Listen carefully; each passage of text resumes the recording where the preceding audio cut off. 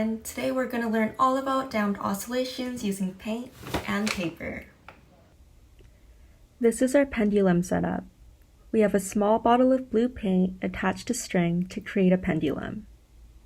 What would be illustrated on our sheet of paper once we open the nozzle of our bottle and drop our pendulum from an angle? Let's give it a shot and slowly move our paper as we go.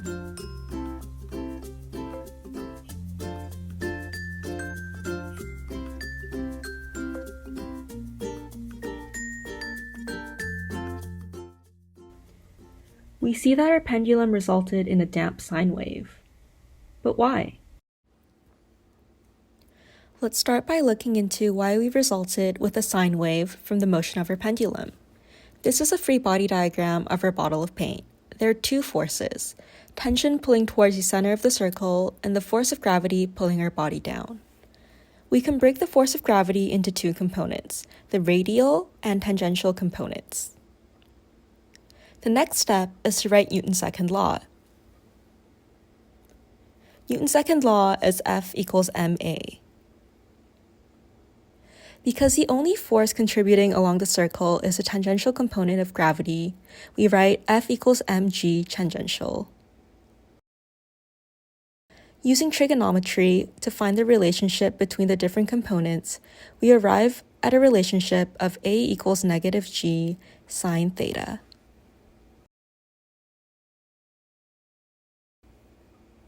The minus sign shows that we point backwards towards the equilibrium, which is when theta equals 0. We now introduce the arc length s. S equals the length of the pendulum times theta. When we take the rate of change of s, we result with angular velocity. And when we take the rate of change once again, we result in acceleration.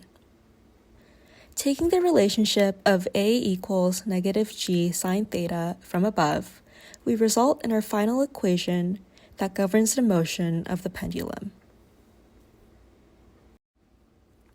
Before we move on to solving this equation, we must do something called a small angle approximation.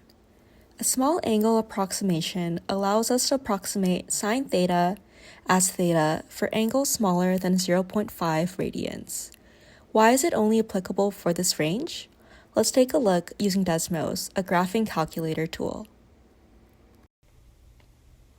Once we graph sine theta and theta on the same graph, we see there is some overlap.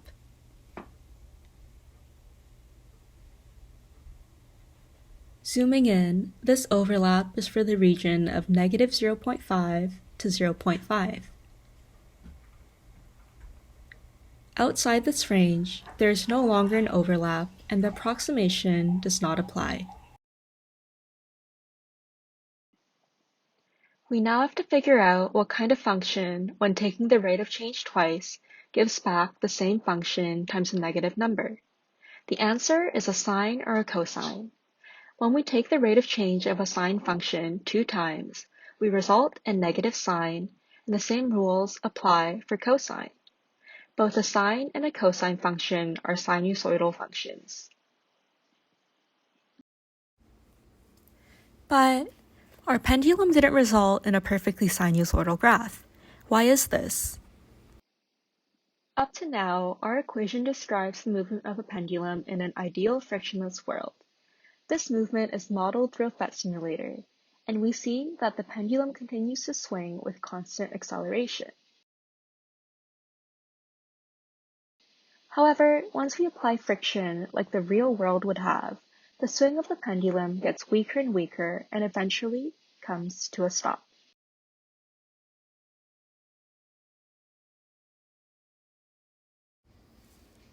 Let's revisit our free body diagram from earlier. In our pendulum, there are now 2 main sources of friction we need to consider.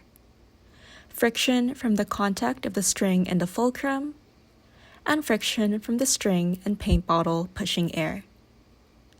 This friction is lost as heat to the surrounding environment. This causes a gradual decrease in amplitude for a sine graph. We call this final illustration a damped oscillation.